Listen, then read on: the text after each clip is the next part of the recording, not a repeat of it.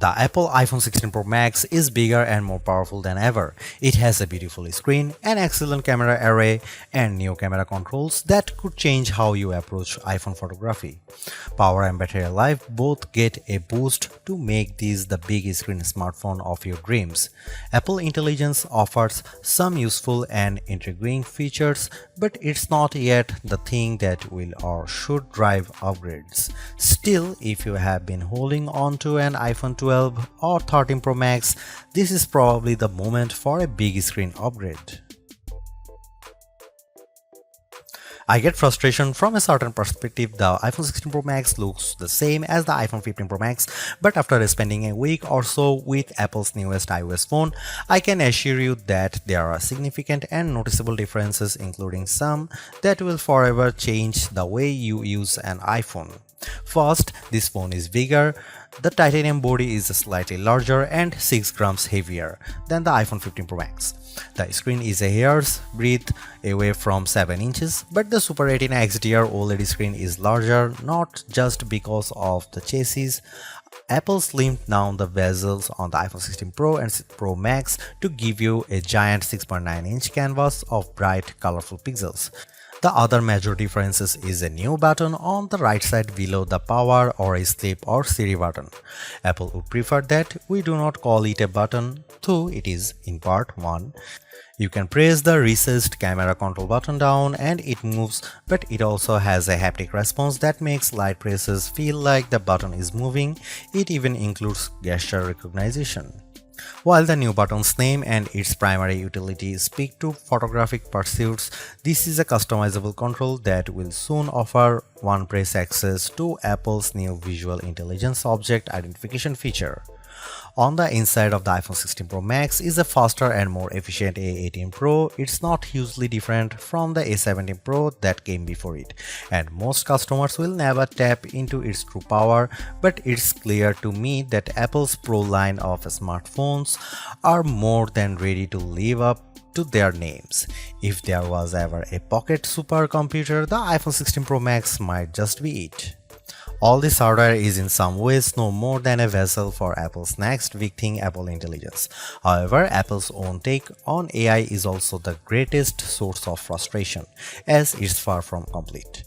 In fact, early iPhone 16 customers won't see much of it at all unless they install an iOS beta. Features like writing tools, a prettier and somewhat smarter Siri, summaries of long emails, and Photos updates such as creating your own memories based on a prompt should show up soon after the iPhone 16 Pro Max starts shipping, but other features are essentially to come. There is no image generation, Genmojis, ChatGPT integration, or support for languages other than English, and Siri has yet to display any of its existing personal context capabilities, which might be Apple's secret weapon when it comes to winning the AI battle. Siri with Apple Intelligence will eventually be able to use what it knows about you from all your information on the phone to better help you get answers and get things done. All of this might show up this year or it might be next year, and that fact puts a little damper on my iPhone 16 Pro Max enthusiasm. If you are not buying this new iPhone for Apple Intelligence, then allow me to direct your attention to the formidable camera array. While it's not entirely new, there is a new and faster sensor behind the 48 megapixel main fusion camera, and the ultrawide makes a leap from 12 megapixel to 48 megapixel. The 5x optical zoom is mostly unchanged, as is the 12 megapixel true depth selfie camera. There are, however, myriad new imaging and even audio tricks that I'm certain every iPhone 16 Pro Max owners will love. There's 4K 120fps videography that can, via a new speed tool, be stopped down in increments to give your videos a truly cinematic feel. There are also new audio mix tools that in certain environments can add studio quality to audio that wasn't captured with a microphone. Apple has also added some new image styles and undertone controls that I'm not sure will get as much use as Apple would prefer. If you are asked to me, the choice between the base iPhone 16 and the iPhone 16 Pro Max is simple. You gain a Pro Motion display, a 5x zoom camera, and Apple's most powerful mobile chip.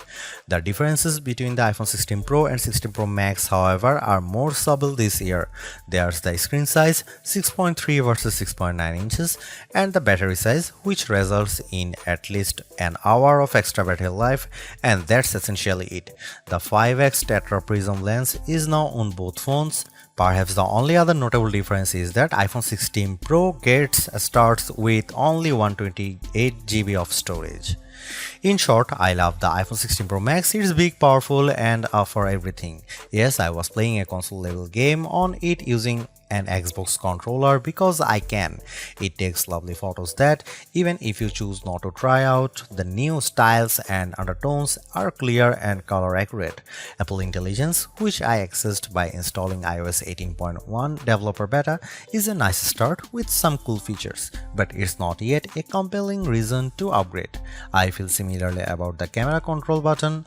Don't get me wrong, I like the new button and I think it's full of untapped potential, but there's almost a bit of competition now between the one-year-old action button and this new, arguably more sophisticated one.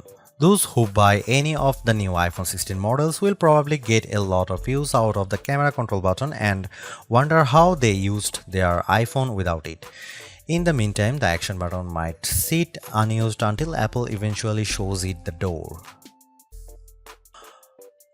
While Apple hasn't radically changed the iPhone's camera array, there are enough changes in hardware, software, and image processing, along with the aforementioned camera control button to make the imaging system feel fresh and new.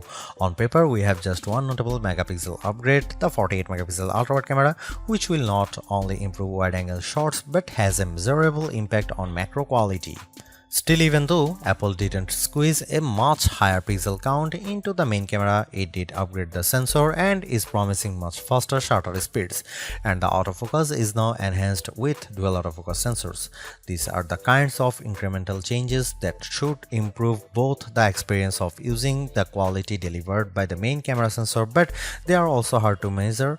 More on that in a bit. The 12 megapixel 5x optical zoom is essentially unchanged from last year's iPhone 15 Pro Max. The biggest news here is found not on this phone but on its little brother, the iPhone 16 Pro, which also gets the Tetra Prism lens. Last year's Pro model was stuck with a just 3x optical zoom camera. Similarly unchanged is the 12 megapixel FaceTime camera on the front. Here are some camera samples of iPhone 16 Pro Max.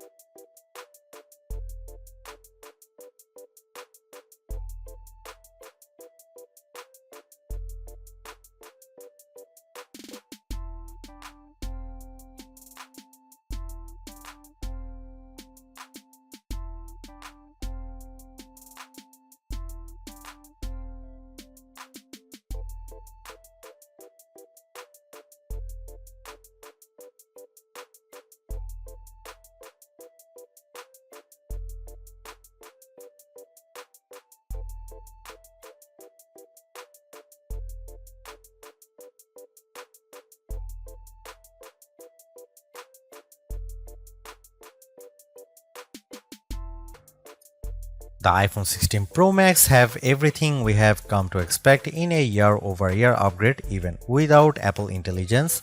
The 6.9-inch iPhone 16 Pro Max have a slew of upgrades including a good battery life, outstanding photo and video chops, and iOS 18. The iPhone 16 Pro Max are excellent phones worthy of a spot in your pocket if you can afford them.